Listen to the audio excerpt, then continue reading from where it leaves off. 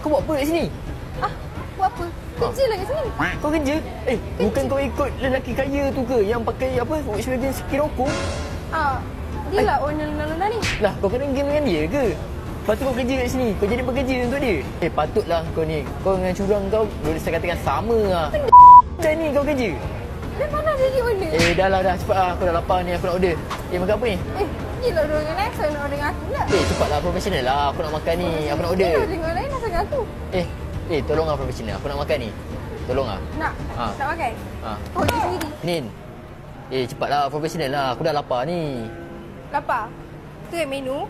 Pilih je nak mana. Tu dapur. Masuk lah. Masuk sendiri. Kau kerja kat sini kot. Ni waktu bekerja kau kan. Kan lelaki Volkswagen tu bayarkan untuk kau untuk kerja kat sini.